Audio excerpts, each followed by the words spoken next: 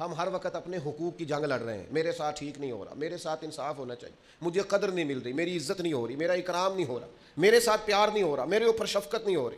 والدین نے بھی توجہ کم کی، استاد بھی سخت مل گئے، فلاں جگہ میں ارادت مند ہوا تھا وہاں بھی میرے اوپر لوگوں نے اکرام نہیں کیا، آہستہ آہستہ مزاج میں سختی، خود بخود تلخی۔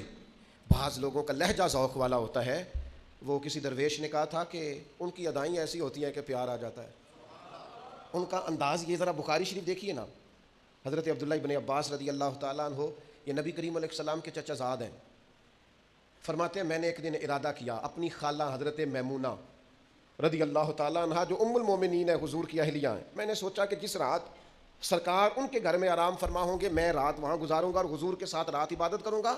عمر کتنی ہے بھلا؟ 10 یا 12 سال۔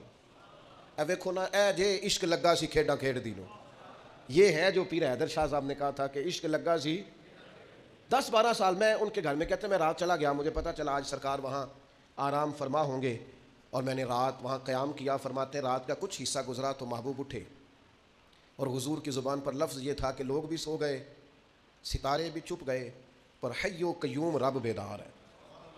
محمد بوٹیا سارے ہی سو جاندے، اکو جاگدا پروردگار راتی۔ کہتے ہیں کہ محبوب پاک علیہ السلام یہ کہتے ہوئے اٹھے، اور سورہ آل عمران کی آخری آیات حضور کے لبہ مبارکہ پر تھیں۔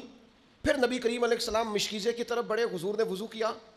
فرماتے ہیں میں بھی وضو کر کے نا تو نبی پاک علیہ السلام کی بائیں جانب پیچھے ذرا کھڑا ہو گیا۔ اب جب 2 بندے جماعت کرانے والے ہوں تو فقہی مسئلہ یہ ہے کہ امام کے سیدھی جانب کھڑا ہو دوسرا آدمی سیدھی جانب۔ کہتے میں حضور کے پیچھے کھڑا ہو گیا، نبی کریم نے نا مجھے پکڑ کے دوران نماز ہی پکڑ کے حضور نے ادھر لا کے کھڑا کیا۔ حضور نے کھڑا کیا، جیسے ہی حضور نے مجھے چھوڑا میں پھر ادھر چلا گیا۔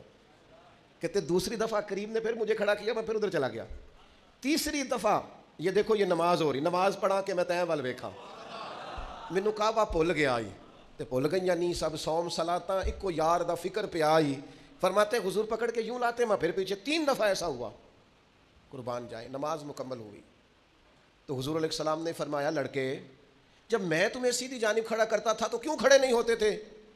تو یہ 10-12 سال کی عمر میں وفا کا، درد کا، ادب کا، احترام کا، عشق کا معیار کتنا بلند ہے۔ عرض کرنے لگے یا رسول اللہ میں اللہ کے رسول کے برابر کھڑا ہو جاؤں؟ یہ جہاد کر کے فتح یاب ہو کر نہیں آئے، انہوں نے آج آ کے یہ نہیں بتایا کہ حضور میں نے لاکھوں روپے اللہ کی راہ میں خرچ کیا، انہوں نے آج آ کے یہ نہیں کہا کہ حضور میں نے اتنی نماز جنازہ پڑھی، میں نے اتنے نیکی کے کام کیے، اتنی عبادات کی۔ انہوں نے احترام کیا اور احترام کا جذبہ ظاہر کیا۔ ایک روایت تو یوں ہے کہ فرماتے ہیں اللہ کے محبوب نے یہ بات سنی اور مجھے سینے سے لگا لیا، اور ایک مقام پہ یہ ہے کہ کہتے ہیں حضور نے ہاتھ اٹھائے اور کہا اے اللہ اسے دین کی سمجھ عطا فرما اور قرآن مجید کا علم عطا فرما۔ حضرت عبداللہ ابن عباس اس امت کے مفسرین کے امام ہیں، اللہ تبارک و تعالیٰ نے انہیں قرون اولیٰ کے لوگ جو قرآن مجید سمجھتے تھے اور سمجھاتے تھے، ان میں اللہ تعالیٰ نے انہیں بڑا رتبہ عطا فرمایا۔